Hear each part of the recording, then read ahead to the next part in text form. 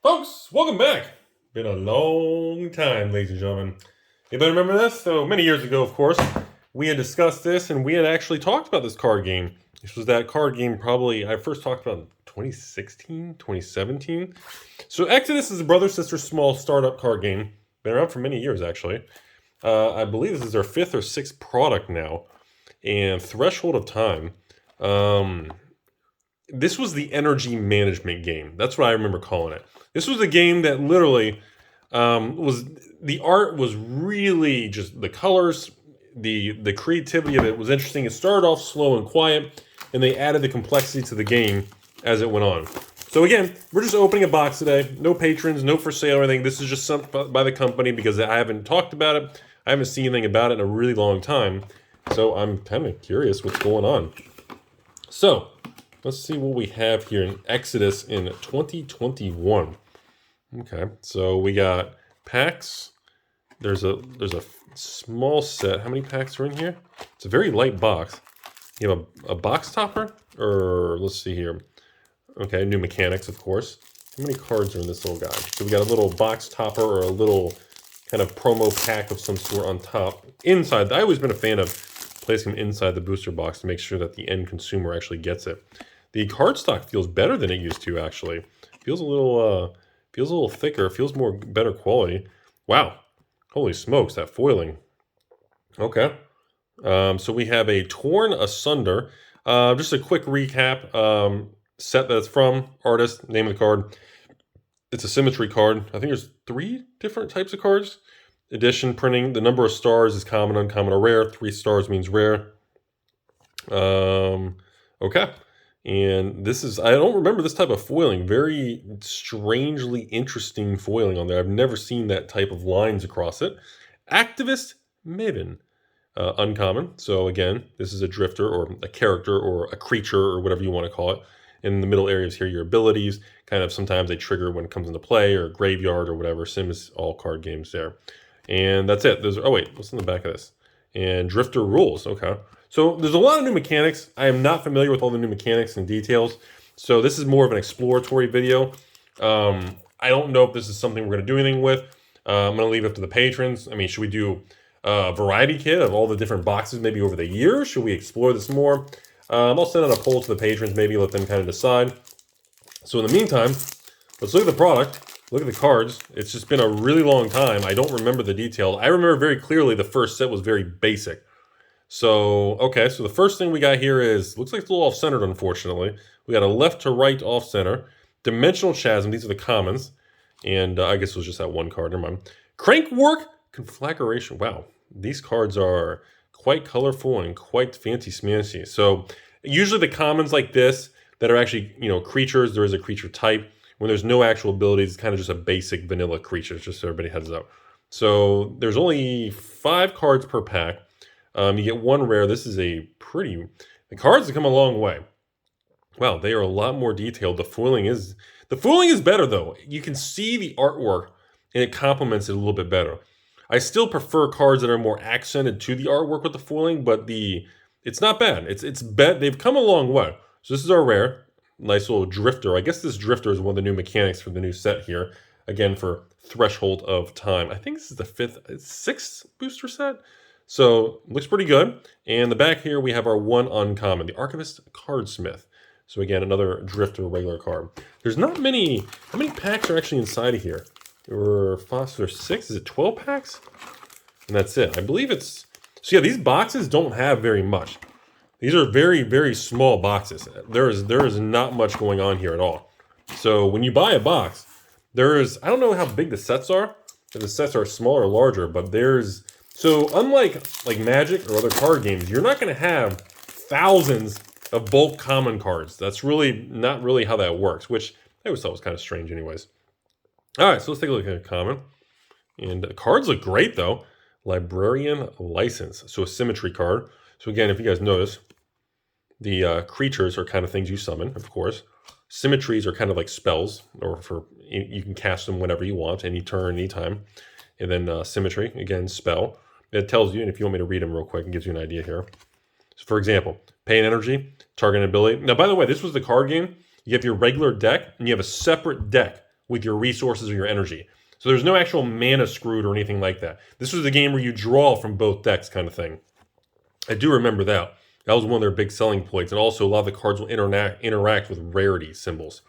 So we have another pretty wild card here. Look at this thing.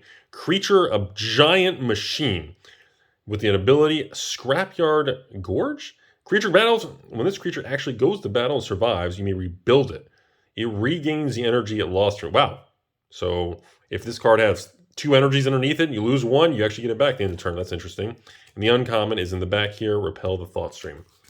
So I don't know if there's like, I'm sure there's some sort of like chase or super high end. I'm not really sure. There's not a lot of details or data on the open market of it. By the way, here's how the cards look. Pretty consistent. Still a little bit of what they call feathering from the factory there, where you can tell the machine stamps it from the top down, the stamps this way, because you can see the slight bend that direction. The fronts have a clean look though, because they're stamped downwards. So the cards look pretty good. The artwork is just, my goodness. I mean, the art looks great. I mean, that was one thing, you know, I got to give credit where credit's due. Look at the art on this stuff. My goodness.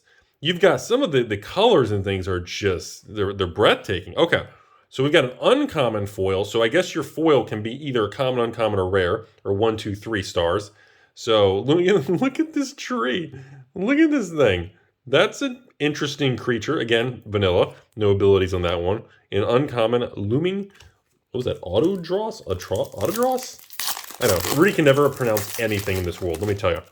All right, let's see what we got here. We're halfway through. No, we're almost halfway through the box. We'll go a little quicker now that we're getting the feel of it here. Put my piles up here so we don't make a pile disaster. All right. Days Tomorrow. Seabound Inquisition. Cool. Really cool cards. They have like a cartoony animated CGI look, but the colors are so vibrant. Oh, this is one we already got. We got a repeat there. But some of these things, the details on it is just very, very interesting. I'm sure I'm missing all kinds of details in the art and the story. I just want to explore the product right now. Wow, look at that executioner. What a beast.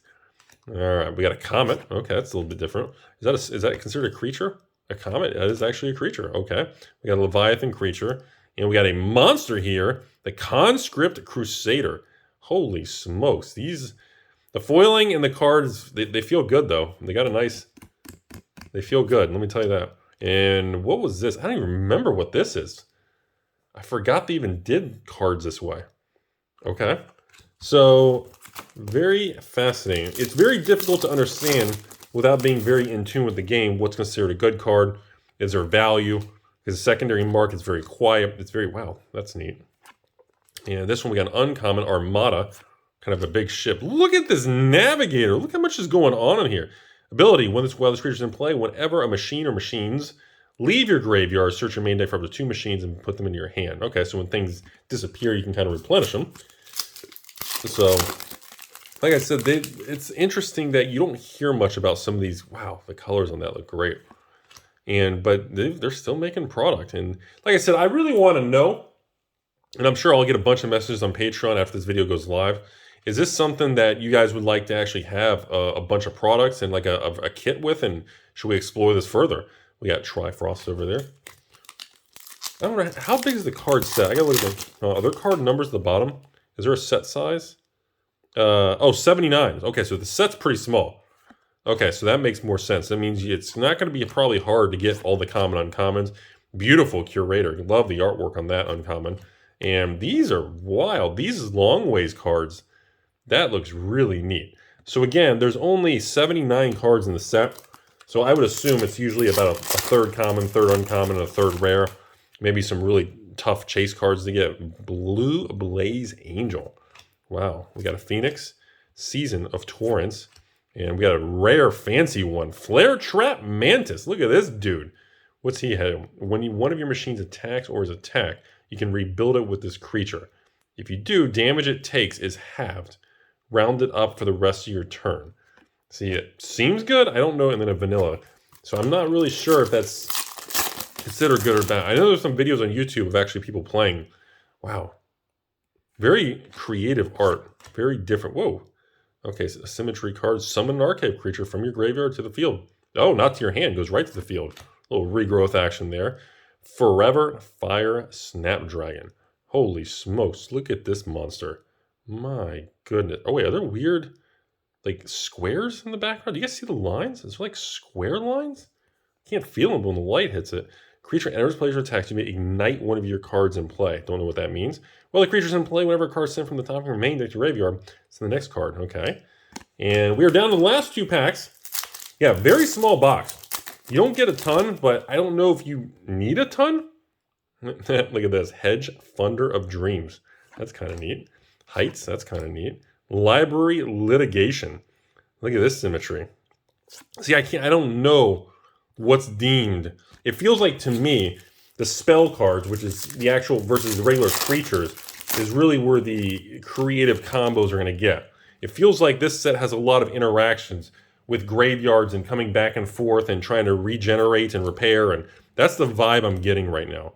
Regular creatures, a lot of things with machines and rebuilding, and whoa, look at this. Archives, look at, there's so much going on this card. And another one of these, I don't remember what the deal was with these specific symmetry cards. Only 1 copy of this card is allowed in your main. I can't remember. Search your main deck for an archive creature. See, I apologize. I don't remember a lot of the details of the thing. It's been so long. But like I said, it's something I want to explore. I'm going to send out some more information. And I'd be very curious to see what the comment section is and what the public, and if there are people out there, are any of you playing this? Have you heard of Exodus? Is it something that you've seen people locally or your stores or anybody? Like I'd love to get some feedback with everybody. Cards look good. The card stock has definitely come a long way. They have a good feel to it. The colors are good. The foiling, I like the foiling better than the old foiling. It makes the art a little bit more crisp. That's really about it. And comic session should be pretty fun.